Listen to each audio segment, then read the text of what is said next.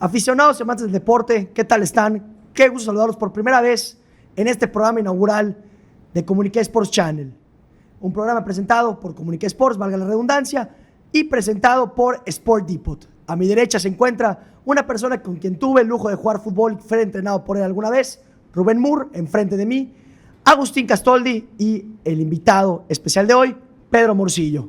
¿Qué tal están? Hola Juan Carlos, ¿cómo estás? Muy buenas tardes, bienvenidos a este Comuniqué Sports Channel, con este programa, con este tiro libre. Voy a presentar al profesor Rubén Moore, lo tengo hoy a mi izquierda, siempre lo tengo a mi derecha en las transmisiones, hoy lo tengo a mi izquierda. Rubén, muy buenas tardes, bienvenido al tiro libre. Un gusto Agustín, un gusto Juan Carlos y un gustazo tenerlo a Pedro aquí en esta primera emisión de este gran programa que se va a venir muy bueno durante las siguientes transmisiones. Así es, a mi derecha el señor Pedro Morcillo, poco que agregar, muchos como me decía hoy no lo conocen todavía por esta cuestión generacional que nos pasa a todos, pero Pedro, siempre un gusto, bienvenido, muy buenas tardes, bienvenido al tiro libre.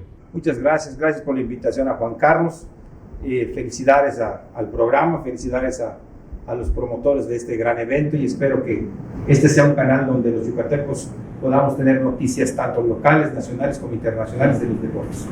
Es un programa, ahí te dejo Juan Carlos, te iba a dar el pase justamente porque es un programa donde tenemos mucho para debatir, mucho para hablar. ¿Y por dónde empezamos? ¿Por el fútbol local, por el fútbol mexicano, por los Juegos Olímpicos? Hay mucho para hablar. Creo que hay justo que empezar, Agustín, como mencionabas, no todo el mundo tiene el privilegio de conocer a esta figura para el deporte yucateco, para el fútbol yucateco, quien es Pedro Morcillo. Entonces, Pedro, te mando una pared para que nos cuentes brevemente quién es Pedro Morcillo, a qué te dedicas, tu carrera, cuéntanos. Gracias, actualmente soy empresario, tengo 4 empresas, pero pues no hay que olvidar yo nací y crecí en un poblado de apenas 1,000 habitantes, que es Mocochá, que está prácticamente aquí al oriente de nuestro estado. Ahí fundé la primera liga de fútbol cuando tenía yo apenas de 15 a 16 años. Posteriormente vine a la ciudad de Mérida, como cualquier deportista, como cualquier joven que quiere triunfar, que quiere participar. Aquí logré ser árbitro a nivel local, estuve como árbitro local, árbitro estatal en la primera fuerza.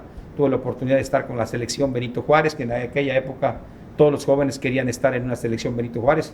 Tuve la oportunidad de ir como directivo y como ayudante de un entrenador estatal. Posteriormente creamos, después de tener ya la liga en mi municipio, creamos la primera liga, creamos una liga de fútbol interempresas y posteriormente de ahí, lógicamente, saltamos a la Asociación de Fútbol del Estado de Yucatán, en la cual tuve durante 16 años dirigiendo el fútbol yucateco. Estando en el fútbol yucateco tuve la oportunidad de traer los primeros torneos nacionales e internacionales. Hoy puedo presumir que yo traje a Argentina, Brasil, Uruguay, Paraguay. Hicimos varios torneos a nivel nacional, como logramos hacer todos los torneos nacionales desde la categoría sub-6, sub-8, sub-10, sub-12. Y por acá pasaron grandes figuras del fútbol mexicano, como los hermanos Vela, por aquí estuvieron participando como jugadores, como Giovanni y su hermano, los Dos Santos, en fin. Así te puedo hablar de grandes figuras. Después vino la oportunidad de coordinar la zona en el fútbol amateur y ya después, en 1997, tengo la oportunidad de poderme lanzar mi candidatura como presidente del sector aficionado. Logré obtenerla y estar ahí durante 13 años. ¿Qué te puedo decir en ese tiempo? Creamos el fútbol femenino, no existía el fútbol femenino en este país. Iniciamos un proyecto con el profesor Leonardo Cuellar, con el profesor Vicente Espadas, que hoy es entrenador profesional de primera división, ha pasado por la 15, la 17, por femenil, por varonil. Tuve la oportunidad pues, de llevarlo y que ahí quedó anclado y que hasta hoy está en el fútbol de primer nivel a nivel nacional. De ahí surge Lupita Borbis, como promotor, pues qué te puedo decir. También tuve la oportunidad, como siendo dirigente del fútbol yucateco, poder apoyar a Miguel Salcedo para que llegue con el Atlas, el Tato Torres para que llegue con el Atlas.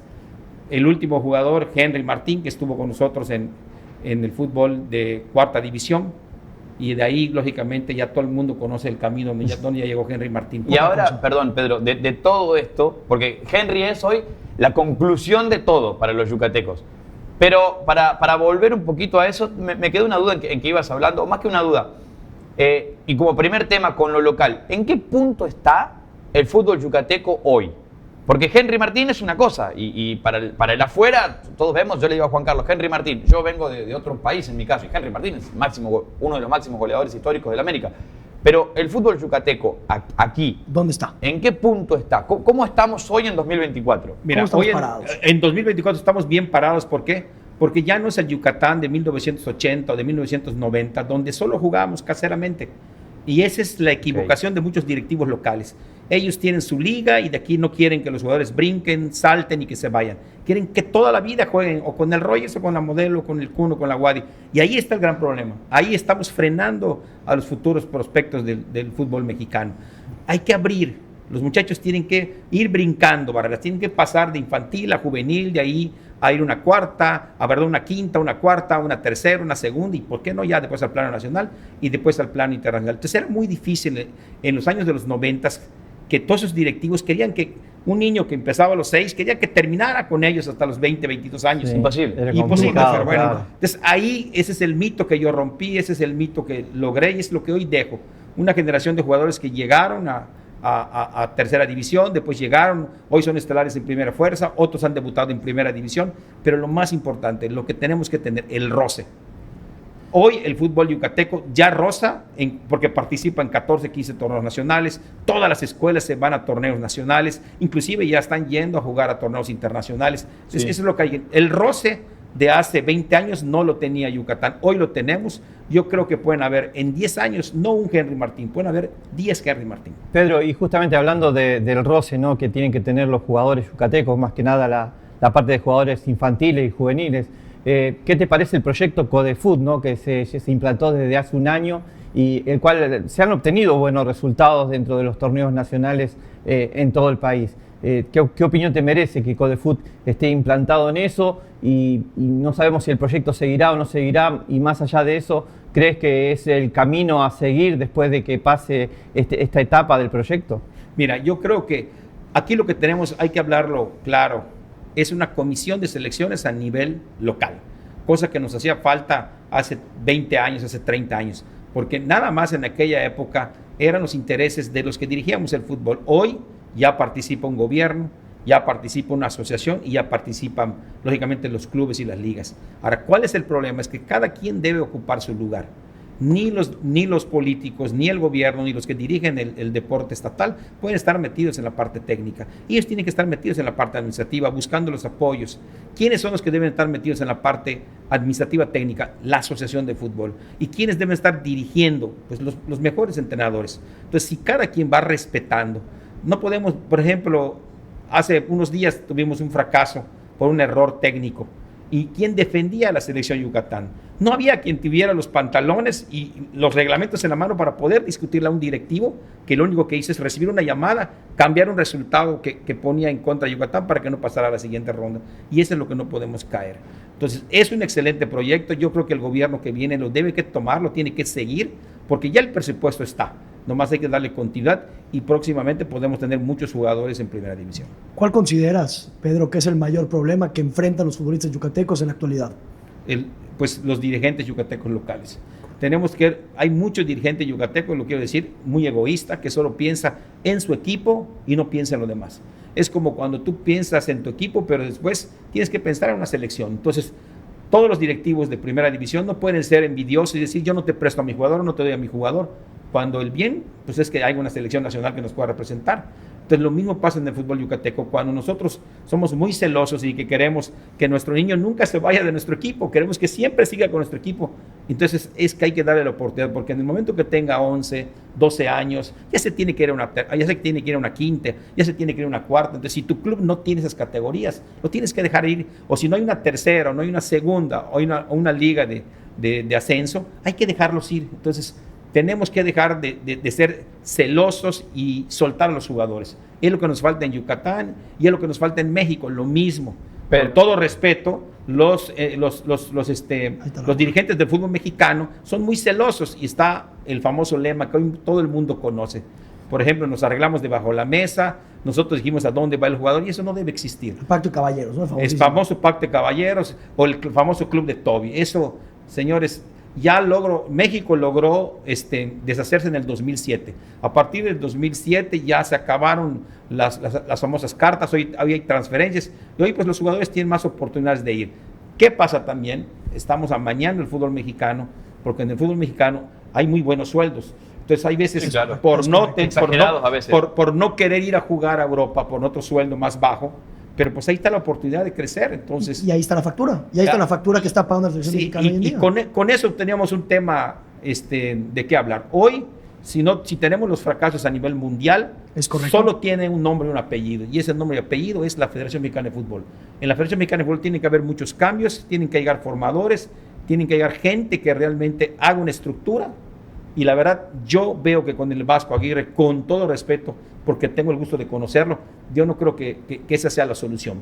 Tenemos que agarrar el problema de raíz Y cambiarlo. Y cambiarlo. Pero Es para correcto. eso esperemos. Y sí, hay muchos factores, aparte Pedro, sabemos muy bien que en el fútbol profesional hay muchos extranjeros en los distintos equipos y eso de alguna manera coarta la posibilidad de que jugadores mexicanos puedan Brillen. tener una competencia adecuada y una competencia que los lleve a prosperar y que sean también, más allá de que están bien económicamente en México, tener una posibilidad de jugar en Europa. El jugador europeo hoy por hoy marca una diferencia importante. Por eso algunos decían, no, es mucho mejor la competencia que hay en la Eurocopa que en la Copa América. Pero justamente por eso, porque en realidad la mayoría de los equipos que resaltan en la parte de Copa América, en todo lo que es Sudamérica, son los equipos que tienen mayormente cantidad de jugadores jugando en el viejo continente. Ahora, es que el fútbol mexicano, desgraciadamente, estamos al revés. En otros países, quien dirige la federación son miembros de asociaciones. Hoy quien dirige la Federación Mexicana de Fútbol son dueños de equipos de primera división. Ahí está el primer error de nuestro fútbol mexicano. La famosa multipropiedad, ¿no? Exactamente. Y no solo eso. Hoy una federación la debe dirigir gente que no tenga compromisos con equipos de primera división, que tenga compromisos con su federación, con su selección y con su nación. Compromiso con México. Con más que México. nada. Con Cuando México, ellos tienen claro. compromisos, porque como les convenga es suelto a Henry o no lo suelto, o Sí. suelto a tal jugador o no suelto. O sea, Sí. ese es desgraciadamente lo mismo en las fuerzas básicas. En las fuerzas básicas eran tan celosos que por eso la 17, la 20 dejó, no, ¿por qué? Dejó competir? ¿Dejó de competir? No, no tenía por qué, porque eran tan celosos que preferían dejar a su jugador para que juegue con su equipo una final de Sí, segunda sub-20. división o tercera, a que soltarlo, a que se vaya a Europa o que se vaya con una selección. Oye. Hasta que no vino, recordemos que la primera selección que llega a una final del mundo fue dirigido precisamente por un entrenador que estaba olvidado en el sector profesional y que los jugadores de esa época no pertenecían a ningún equipo profesional. Después de la participación, después de ser campeones en Perú, Sí. es cuando vieron, oye, ¿de dónde salían todos estos jugadores? Sí. Ya ¿Quiénes tenían son? etiqueta, tenían nombre al término del Mundial, pero antes del Mundial eran puros jugadores aficionados que venían de clubes amateurs y que venían de asociaciones. Oye, Pedro, no nos vayamos muy lejos. Esta generación dorada de la Momia Gómez, de Carlos Fierro, ya no te puedo decir otro, porque ¿dónde quedaron? Estos Pero chavitos. entonces ahí hay un tema también que, Claro. que ya eso incluso excede a la misma federación. ¿Qué pasa que México es potencia sub-17 o lo era y no lo es en sub-20? Claro.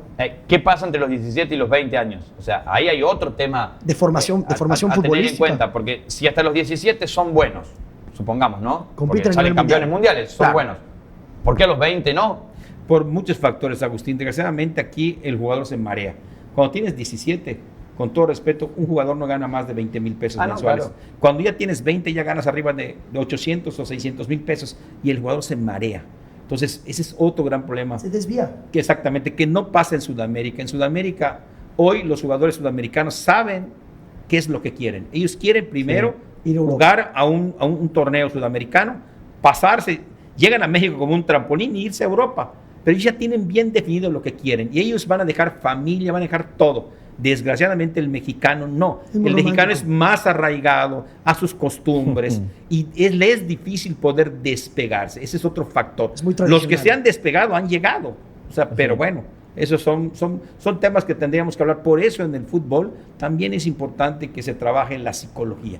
Y la psicología en nuestro país no se trabaja. En definitiva, es el entorno social que rodea al jugador, no solamente la parte psicológica, sino la parte de la familia, el representante que también tiene sus intereses sobre el jugador para ubicarlo o no en tal o cual club. Hay muchos intereses de por medio que a veces coartan la libertad de los chicos y por ahí no están bien aconsejados como corresponden generalmente. Por eso, para terminar en cuanto a la pregunta que me hicieron al principio, yo estuve prácticamente 3 años en el sector hablé del fútbol femenino, me tocó ir como delegado al primer mundial con Lupita Volvis y con otra serie de jugadoras, pero hablamos de Lupita porque es yucateca. Después me tocó estar en Winnipeg también, donde estuvo Tato Torres, igual en un torneo centroamericano. Y de ahí, lógicamente, el gran tope que te da la Federación Mexicana de Fútbol. O sea, ellos, para que tú puedas sobresalir, tienes que ser o de su equipo o de su grupo, y ya no puedes sobresalir. Como yo como directivo ya había topado, o sea, era presidente a nivel local, presidente a nivel nacional, y creo que seguía con CACAF. Me frenaron. Creo que sería la FIFA. Te cortaron las alas. Me cortaron porque no pertenecía a Televisa, porque no pertenecía a Azteca. Entonces eso, si fuera yo un empleado de Televisa, si fuera yo una persona que me puso Televisa o TV Azteca, te aseguro que yo iba a terminar en CONCACAF o en la FIFA, Correcto. como terminaron otros directivos del fútbol mexicano. Entonces eso es lo que hay que abrir. Es Nosotros tenemos que tener oportunidad de donde vengamos, y tenemos que tener oportunidad para sobresalir, no solo como jugadores, sino también como directivos. Hoy un país, para que pueda crecer, tiene que crecer primero en el aspecto técnico y deportivo. Después también es importante la dirección, porque si los atletas, y también hay dirigentes mexicanos a buen nivel, tanto en Olimpiadas como en FIFA, entonces eso nos va a tener la oportunidad de poder pelear los derechos de un México, ¿no? Y ser respetado. ¿Por qué a Argentina lo respetan? ¿Por qué a Brasil lo respetan? ¿Por qué no se cansan de competir? Porque y además los miembros de esos países están en FIFA, tienen voz, tienen voto. Entonces, desgraciadamente, eso es lo que no tiene el fútbol mexicano. Ya no tiene voz y voto ni en CONCACAF, ni tiene en la FIFA. Entonces, porque ellos mismos te trucan la oportunidad de poder llegar. Pero porque es un autonegocio. O sea, claro. la selección, lo hablábamos antes, es el mejor negocio porque hasta perdiendo funciona. Ellos lo manejan como una empresa particular. Oye, Pedro, la única selección que tiene dos casas, ¿cuál es? La mexicana. Porque México acá juega de local, pero brincan el charco y se van a Estados Unidos. Es la única selección que también juega local en Estados Unidos. Bueno, pero porque hay un interés económico muy fuerte, porque claro, ahí los partidos son comprados por los mismos mexicanos con socios americanos, y que no te puedes imaginar la cantidad de dinero que les deja el que juegue la selección. Claro. Pero lo peor de todo es que ese dinero que genera nuestra selección solo es repartido, y ahí viene la gravedad, y la más grave de este caso, sí, solo es repartido con los equipos de primera división. Listo. Sí. Y nunca le dan esos recursos a los grandes formadores como son las asociaciones, los clubes locales. ¿Y cómo lo tienen que hacer? Hace un momento platicaba yo con algunos de ustedes. México tiene que respetar, la Federación Mexicana tiene que respetar a esos grandes formadores. Hoy los formadores están en los equipos locales, esos que ponen su dinero, arriesgan todo, hasta su patrimonio por tener un equipo. Y lo puedes ver en el fútbol de la Liga Premier. Hoy la Modelo, la Marista, el Piaget, todos desgastan un montón de recursos para tener un equipo. Pero ¿qué pasa? ¿Por qué ellos, cuando ese jugador que tú formaste, que tú desarrollaste, pase a otro nivel y pase a otro nivel, nunca te van a dar el privilegio de formarlo? Y eso es lo que hay en este país. No hay respeto para los formadores. Y por eso se desilusiona la gente, ya no se quiere afiliar. Los mismos entrenadores frenan a sus jugadores para que no puedan ir adelante, porque no tienen ningún beneficio. Entonces, ese es el gran problema. Es correcto. Bueno, aficionados, no se despeguen de su televisión. Nos vamos al primer corte comercial.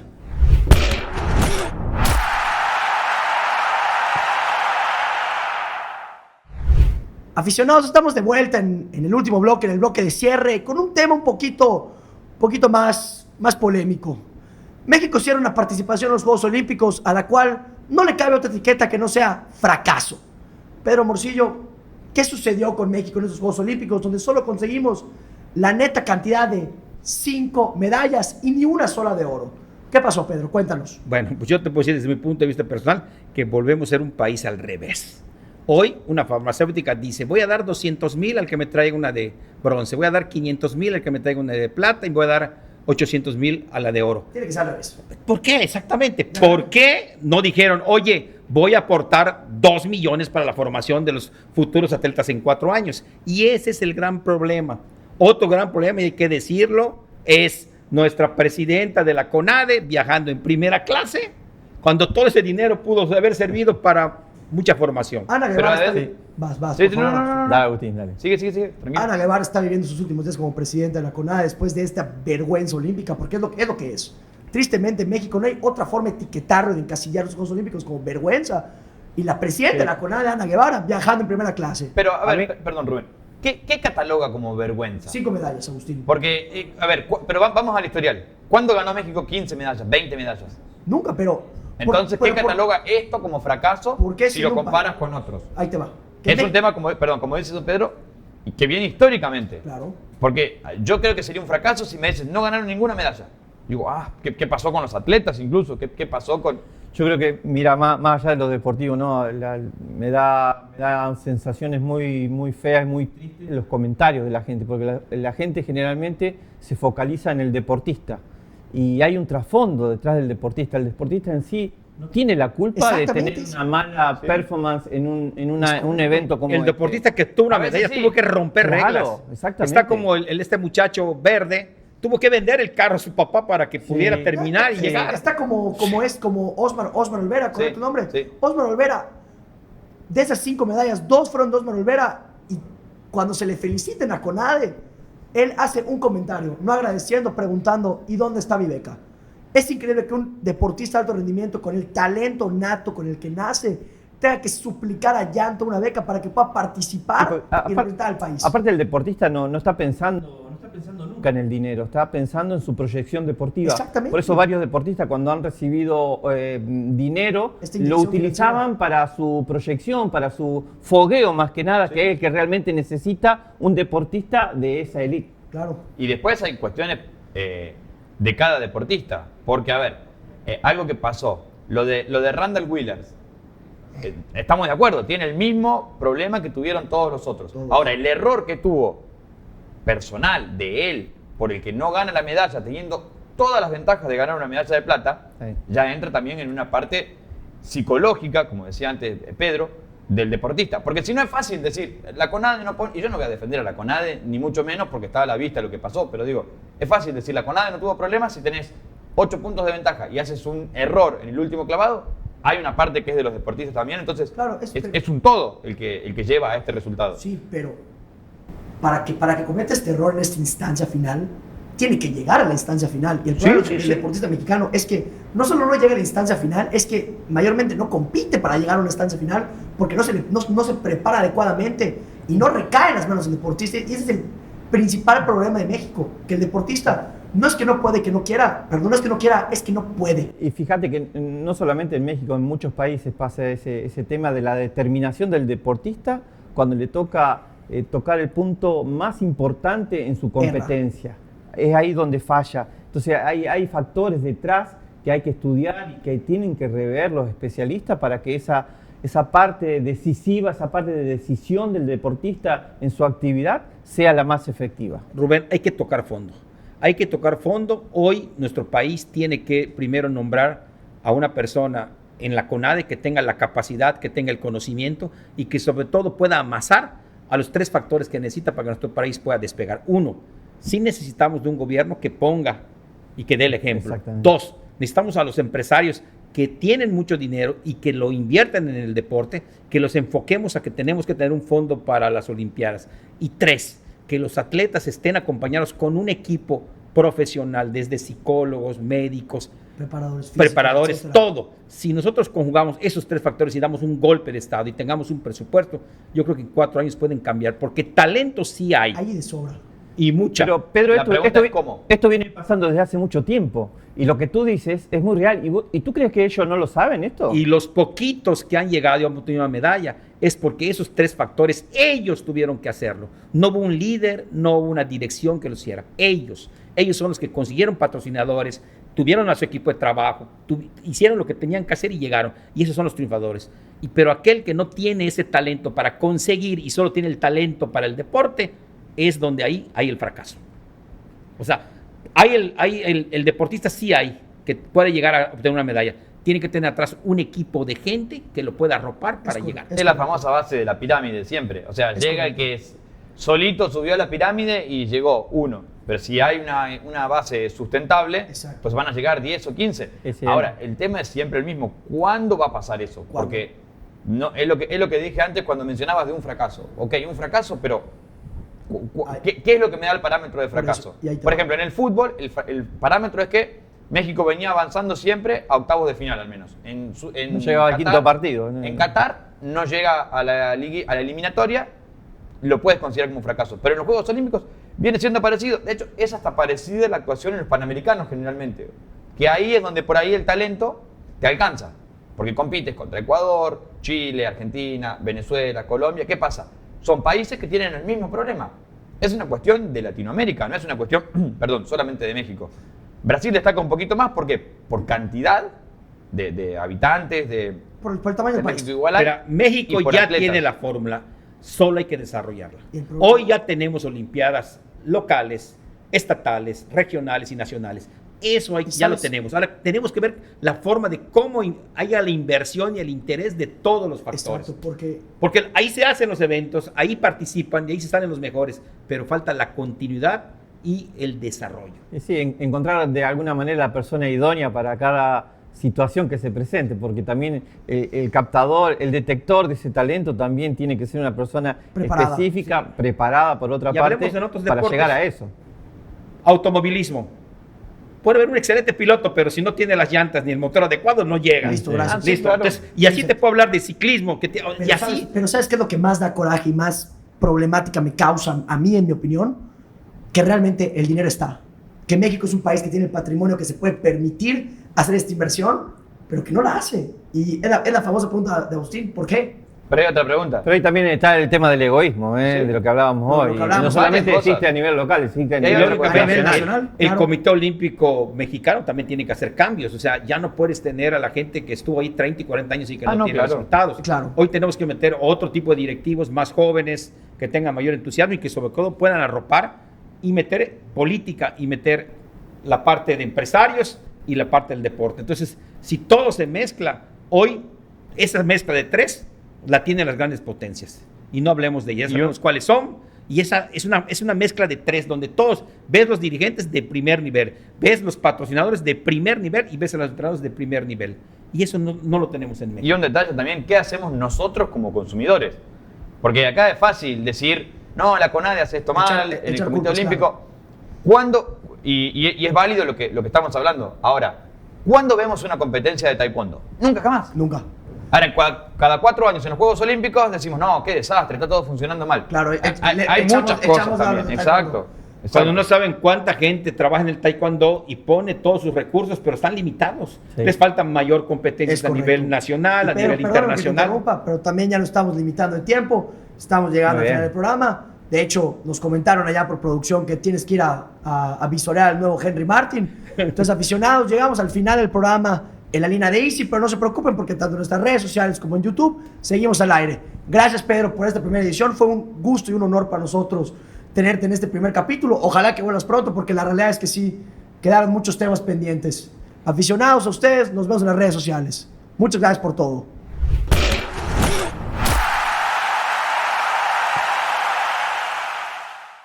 Bueno, aficionados, ya llegando al tiempo extra del programa, vamos a hablar un poquito de la selección mexicana con el nuevo fichaje de Javier Aguirre y de Rafael Márquez conformando su cuerpo técnico. Una decisión que yo creo que para la selección mexicana, tanto como para Javier Aguirre como también para Rafael Márquez, es un paso atrás. Agustín, Rubén, ¿cómo lo ven? Yo creo que, a ver, hay una cuestión primero elemental, que es que tanto Javier Aguirre como principalmente Rafael Márquez, por lo que estaba haciendo en el Barcelona, yo creo que es muy arriesgado de su parte y muy valorable lo que dejaron para venir a meterse en la selección mexicana. ¿Por qué? Porque después de lo que fue la Copa América, de la salida de Jimmy Lozano, a ver, están los dos más que probados. Javier Aguirre, lo que hizo en Europa, poco para decir. Es un técnico consagrado. Y Rafa Márquez empezando con una escuela, como bien lo dijo Javier Aguirre. Entonces los dos dejaron mucho para venir a la selección mexicana. ¿Puede funcionar? No estoy tan seguro, pero ese ya es otro tema. Han sido complicados los procesos de selección en los últimos años, la última década fundamentalmente, y como que no hay una confianza, o sea, obviamente que el fútbol se depende de los resultados, pero Jimmy Lozano, que podría haber tenido tal vez un mayor tiempo de trabajo, no lo tuvo, o sea, no se le dieron los resultados, pero o sea, no podemos esperar resultados inmediatos en la selección mexicana. O sea, es complicado. Y de repente que venga Javier Aguirre, acompañado de Rafa Márquez, que es una dupla tremenda, yo no sé si será la solución. Sí que pueden acomodar ciertos factores, tal vez en el aspecto de reglamento interno de la selección nacional. A lo mejor hay una parte más estricta en ese sentido, en la cual anteriormente se ha fallado y de que es de puro conocimiento de toda la gente, de todos los inconvenientes que ha tenido la selección nacional que no con existe respecto a ciertos jugadores en ciertos aspectos de su vida personal y su vida dentro de la parte de selección también, en concentraciones Claro. y en partidos oficiales. Es correcto. O sea, la realidad es que la selección mexicana lo que le hace falta es una inyección de disciplina, es una inyección de que se tomen en serio el representar a su país. O sea, ¿cómo no fue criticado Diego Coca cuando llegó a la selección a decir, conmigo llegan un minuto de entrenar y no juegan? Ah, no, es que cómo les vas a quitar sus vacaciones en Cancún, cómo les vas a... ¿Cuánto duró Coca? 3 semanas. Bueno, eso explica también muchas cosas. Claro. Eso explica también muchas cosas, porque no solo es esta parte de cuánto duró o no duró Coca, sino el tema de siempre lo mismo. ¿Qué porcentaje de... Y no estoy hablando de porcentaje de eficacia o de algo, estoy hablando de qué porcentaje de decisiones van a tomar los jugadores.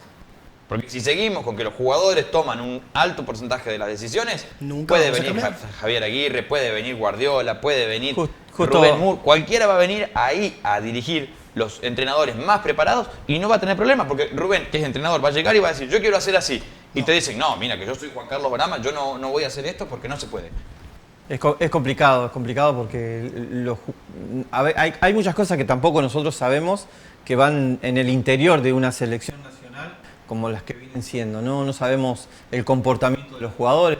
Por ahí hay entrenadores que develan algunas situaciones, lo ha develado Coca en estos Sí. días, en el aspecto de los Y los tunden, entrenamientos. como dicen Exactamente, entonces... ¿Cómo los tunden? Claro. Y es complicado, ¿no? Es muy complicado. Yo creo que, a ver, Javier Aguirre tiene muchísima experiencia, sí, claro que la tiene, ya ha estado en 2 procesos anteriores en selección nacional. Claro. Y Rafa Márquez ha sido jugador de la selección teniéndolo como técnico a Javier Aguirre. Entonces, entre ellos debe haber un entendimiento muy importante para poder volcarlo a esta camada de la selección nacional que no es de las mejores para mí. Ese era el otro punto. Es que exacto.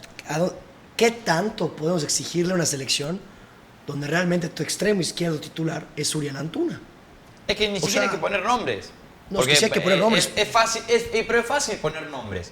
Porque ante un fracaso como fue lo de México en la Copa América, la realidad es que no hay que poner el nombre de Uriel Antuna. Porque si yo digo, saquemos a Uriel Antuna, todos estábamos esperando a Malagón, no pudo estar Malagón. Santiago Jiménez, otro ejemplo. Santiago Jiménez. O sea, y así podemos ir con... Porque ¿qué jugador se salva de México en la Copa América? Sí. Pocos. Lo que pasa es que, a ver, Sí, es que se salva alguno. yo me voy a referir Johan Vázquez y en este gracias. caso a Santiago Jiménez, porque fue muy criticado durante la Copa América, tremendamente. Dice pero que no fue el puedes. peor jugador. Claro, pero yo, a ver, como lo veo desde el punto de vista como entrenador, ¿no? Y digo, un jugador que está jugando en una liga europea se tiene que adaptar a 10 jugadores que están en la Liga MX.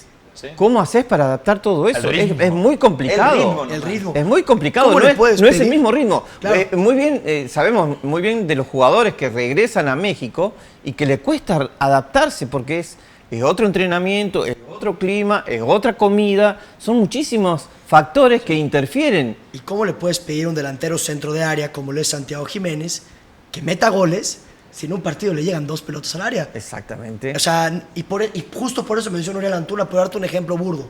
Porque se le puede culpar a Orbelín, a Antuna, Sí, a por Quiñones, al Piojo Alvarado, que ni siquiera jugó, al Chino Huerta, que es de lo poco rescatar la selección. ¿Por qué? Porque a Santiago Jiménez no le llegaban bolas. Y esto es el resultado de una intensidad futbolística menor y mucho menos competitiva a la cual están acostumbrados, dígase Edson Álvarez, que se lesionó, otro caso extracurricular, que está acostumbrado Santiago Jiménez, que está acostumbrado Luis Chávez, que también fue uno de los grandes apuntados y señalados del fracaso de la selección mexicana. O sea, la selección mexicana es el eterno que hubiera pasado, ¿no? ¿Estamos de acuerdo? Sí. Vamos a ver ahora qué pasa, ¿no? Hay una reestructuración desde las bases, ¿no? Sí, eso es Está importante. Andrés Ligini como coordinador general de selecciones nacionales, ha salido campeón sub-20 en este torneo Sí, que pasó con hace Macaco. la semana pasada y tal vez a partir de ahí podemos ver algunos cambios, no solamente en el aspecto futbolístico, sino en el aspecto emocional y conductual de los jugadores. Exacto, es como lo que mencionabas, Agustín o Rubén, el segmento pasado, es cortarlo de raíz. Es este comportamiento tan de chiquitos, porque la realidad es que la selección mexicana eso parece una bola de chiquitos consentidos que se juntan a jugar fútbol porque saben que les pagan una millonada y que pueden hacer lo que quieran, que se pueden ir a Cancún una noche antes de jugar contra Brasil. Entonces, pues, ¿cuál es el problema? A la hora de comportarse como chavitos, pues nadie les ponía límites, nadie les ponía frenos, y a ver si viendo al que fue su capitán muchos años, agarran un poco de respeto por el color nacional, que es lo que a mí como aficionado me puede enojar y me puede poder, el poco respeto que le tiene a la Selección Nacional Mexicana de Fútbol, porque Bueno, es una falta de respeto para mí. Ahora estamos hablando de la parte, de los jugadores con respecto a la educación deportiva. Acá Claro. lo que hay que hablar también es de la parte futbolística.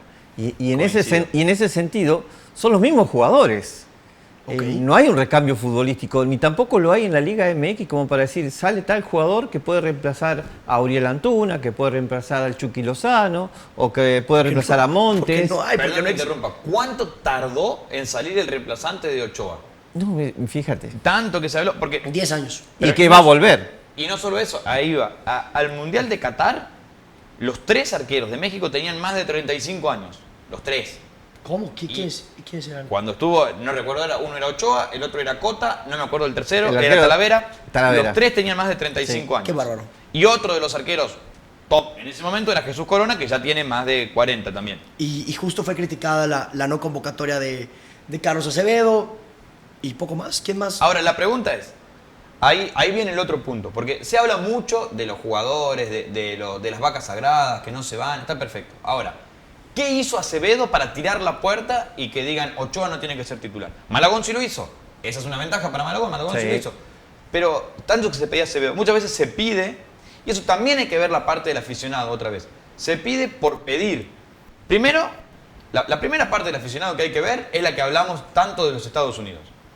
Te ponen un partido en México contra Kirguistán y la gente va, lo llena, le ganaste 5-0, no sabes ni contra quién jugaste y la gente lo aplaude. Y está bien, es parte del negocio. No, y te mete gol un canterano de Pumas de un rebote en el área después de 6 cabezazos y ya lo dicen el siguiente y está, Chicharito. y está bien para el negocio. Ahora, ¿qué tanto te sirve eso?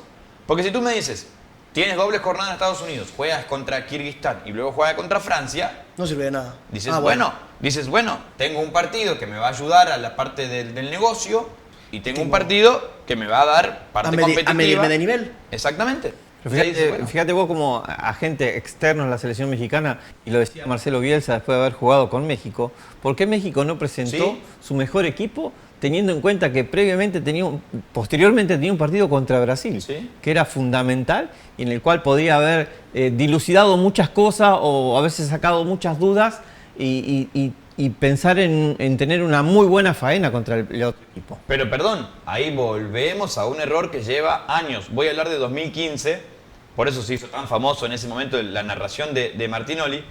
El Piojo Herrera fue a la Copa América de Chile 2015 diciendo que con el equipo B alcanzaba, que México iba a llegar a la final. Entonces también hay una cuestión Y nos metieron 7. de darse cuenta de quiénes somos. O sea, ¿Y contra quién juegas? ¿contra quién juegas? Exactamente. Sí. ¿Quiénes somos? ¿Contra quién juegas? Porque si viene a Javier Aguirre, lo que hablamos, una parte le aceptamos cualquier partido. No, ganaste 5-0 contra el equipo 50 del ranking de África. No pasa nada, aplaudimos. Sí. Pero si después, cuando vas y pierdes un partido, no, qué desastre, qué fracaso. ¿En qué estamos? ¿Quiénes somos? México puede competir contra Francia, Argentina, Brasil, lo de Uruguay, Sudamérica. no te Ahora, vayas tan lejos, pero Venezuela y Ecuador. Todo esto, no te vayas tan lejos, todo contra esto Suiza. como lo decía Pedro anteriormente, todo esto es de raíz. Sí, Y sí. seguramente hay que ver quién es el que analiza puntualmente el funcionamiento de la selección nacional mexicana de parte de los Buena jugadores, pregunta. de parte de los entrenadores. Buena ¿Quién analiza para tomar una decisión? ¿Quién puntúa eso? ¿Quién digamos? será, no? ¿Para qué lo puntuar primero ¿Quién? que nada? Para quitar el trabajo primero que nada. O sea, no para empezar a mandar Pero sí, vacantes pero en laborales. definitiva, obviamente, el que se queda sin trabajo siempre es el entrenador, porque Sí, obviamente es el más culpable, entre comillas. Es que Pero es, bueno. es lo mismo. La selección mexicana es un caso. Yo, abogando o no por Javier Herrera, por Javier Aguirre y por Rafael Márquez, por darte banalmente un sí o un no, es Que en definitiva todos queremos que a la selección mexicana le vaya bien. Claro, es un sí, pero... El fútbol mexicano evolucionaría muchas cosas, ¿no? Las mismas academias en los distintos puntos del país se entusiasman con tener a México en una buena representación, ya sea en Juegos Olímpicos, que no estuvo, sí, o en un mundial, ¿me entiendes? Que ese es otro tema, que no estuvimos en Juegos Olímpicos Sí, tampoco. y no estuvo en mundiales juveniles, que es algo que venía a lo que México... A ver, hay una cuestión acá en mundiales juveniles, Juegos Olímpicos y mundiales de mayores. México tiene que participar por una cuestión, juegan con CONCACAF. O sea, México no va a clasificar al mundial luchando contra Argentina, Brasil. México clasifica al mundial luchando contra Canadá, contra Estados Unidos, contra Costa Rica, contra Panamá. O porque lo organizamos en este caso. Pero entonces porque a mí me es una obligación para México ir a los mundiales. Claro, porque a mí, Agustín, a mí ya me queda a tela de juicio y me queda verdaderamente la duda de si jugáramos en Conmebol y si no fuéramos anfitriones de este mundial, verdaderamente clasificaríamos. Viendo a la Uruguay que tenemos enfrente, viendo a la Argentina que tenemos enfrente, viendo al Ecuador que hoy día tenemos enfrente, viendo a la Brasil que tenemos enfrente. Bueno, pero siempre regresamos a lo mismo y sería volver a lo que hablábamos con don Pedro al principio y es una cuestión...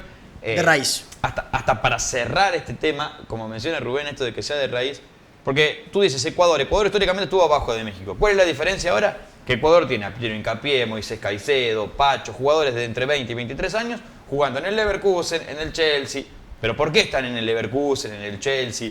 Porque Pacho, que ahora fichó por el Chelsea, llegó a jugar a Bélgica, a la segunda división, y de ahí saltó a la segunda de Alemania, y de ahí saltó a la primera, y de ahí saltó al Eintracht de Frankfurt. O sea, es una escala que hay que animarse a hacerla, y acá no se hace. Y Es un proceso. hay otro factor también. Nosotros en Argentina, por ejemplo, los juveniles que debutan en la selección, automáticamente ya están en Europa. De hecho, hay muchos jugadores en Europa que no han debutado en sus clubes en Argentina. Sí. Entonces, hay un problema de raíz muy grande aquí en México y podemos enumerar muchísimas Y podemos seguir, más. me acuerdo de esto que dice Rubén, y acá me pasa, nos está pasando ahora, sí, de que no, este joven anda bien, 22 años. En Argentina, 22 años. Ya no eres un joven. Y no obviemos la parte de Argentina. Te estoy diciendo, Ecuador tiene 4 o 5 jugadores entre 20 y 23 años jugando en los mejores clubes de Europa. Y sabe otra cosa que nos está pasando, que me vine así para acotar nada más. Hay clubes profesionales que van a hacer visorías a los distintos torneos nacionales. Y por ahí uno que más o menos tiene la experiencia y los años de poder decir, y de repente hay muy buenos jugadores, y lo primero que dicen es, no, como ese jugador tenemos un montón en el club. O sea, pero lo están mirando en el momento, no lo están mirando con proyección. ¿Me entiendes? Entonces, si al jugador lo vas a mirar en el momento, obviamente no va a ser superior a su jugador. Sí. Pero si lo mirás con proyección y con posibilidades de que el chico pueda tener una cierta posibilidad de llegar a ese club y poder competir con los otros jugadores y tener un tiempo de preparación con esos jugadores, ahí te vas a dar cuenta si el jugador está a la altura o no. Yo no creo que un torneo nacional le permita a un entrenador de fuerza básica, a un visor de fuerza básica, determinar si el jugador puede estar o no puede estar. Y ahí, a partir de esas elecciones, es cuando quedan muchos jugadores en el camino. Y un detalle con eso, perdón, porque nos ha tocado con Rubén vivirlo esta misma semana. Estuvimos en un Nacional 2015, ¿qué tienen? 9 años. 9 años. 9 años. Creo que coincidimos para los dos, si no fue la figura, una de las grandes figuras del torneo nacional, fue Enzo Contreras, el jugador de Baja California. No sabes. Jugadorazo. No bueno, sabes. ¿cuál es el tema de 9 aquí? años. ¿Cuál es el tema aquí? Enzo Contreras juega en un equipo en Baja California y acá entra lo que menciona Rubén. Muchos te dicen, no, pero como Enzo en Chivas o en América o en Pumas o en lo que sea, No, hay 10. Debe haber 10, ok. Enzo Contreras nació en San Diego. El jugador está rankeado número 3 de su edad en todo Estados Unidos. O sea, hay alguien que visorea por todo Estados Unidos y lo tienen rankeado. Aquí no pasa eso. Aquí es más fácil decir. De hecho, no había ningún visor en el torneo. Espérate un segundo, espérame que te interrumpa. Y ningún club lo agarró, ningún club se acercó a ofertar. No hubo visores, es lo que decía. No hubo visores. O sea, y espérate un segundo. Este niño, Dios no quiera, bueno, Dios quiera por su bien futbolístico, va a acabar representando a Estados Unidos. Es que a eso quería ahí llegar. va lo que Ajá, quería ahí decir. va. Sin pensar eso. Ahí va. O sea, ¿cuántos acábala tú, la tienes más clara que yo. Por favor, acábala tú. No, es Define la bola. es lo que hemos hablado y me quedó justo con lo que decía Rubén, esto de que está distorsionado en esa parte, en vez de ver a alguien con potencial o decir, a ver, ¿sabes qué? Lo más probable es que a lo mejor sí tengas jugadores mejores. Puede pasar. Existe. Pero ¿qué te hace ver? Y a mí me ha tocado aprenderlo con Rubén, de que te diga, ese juega. Y lo ves en el primer partido y decís, no. Pero claro, tiene un potencial que hay que saber explotarlo. Y ahora, si en un país te tienen rankeado número 3... Es porque algo haces bien. Pero este chico Contreras, por ejemplo, en este torneo, fue de menos a más. ¿Sí? Desde el primer día, y no es mérito de nosotros para nada, ni mucho menos. Es simplemente que uno ve a un jugador y dice, este chico tiene potencial. Y lo vemos, y terminó siendo el jugador del partido, el jugador de la final. Y en la semifinal igual. Baja California ganó en gran parte, o sea, más allá del buen nivel futbolístico que tiene su equipo, pero ganó hacia unas intervenciones muy importantes de este jugador, no solamente en el aspecto ofensivo, sino en el aspecto defensivo. Sí. Y en un la chico que también fue una gran figura. con un pensamiento ya de un chico de 13, 14 años. Sí, Impresionante. Pero bueno. Entonces, lo que queremos mencionar de esto, y sirve para ejemplo algo que vivimos hace poco, cómo lo vive un país o cómo lo maneja un país y cómo lo maneja otro. Porque al final está jugando en un equipo de Baja California, está jugando en Tijuana, es mexicano. Bueno, o sea, nació en San Diego, pero puede representar a México. Claro, es mexicano.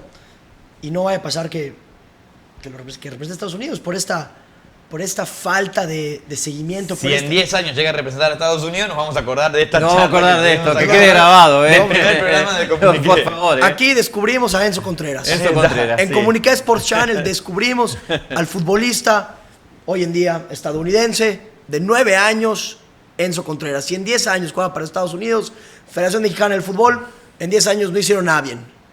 Es que sí. Listo. Es un sí. buen cierre. Es real. Es un buen cierre para explicar o para conocer Un caso real, el de Enzo un Contreras. caso real. ¿Sí? De cosas que se están haciendo mal desde hace años. Pues aficionados, yo creo que no pudimos dar mejor cierre a este programa que hablando de la Federación Mexicana del Fútbol Mexicano, que hablando de Javier Aguirre, que hablando de Rafa Márquez y de todos estos problemillas que han ido pasando con el paso de los meses, de los años, de los lustros, de las décadas y por los siglos, de los siglos, de los siglos. Gracias por escucharnos. Nos vemos el siguiente lunes, aficionados. Un gusto.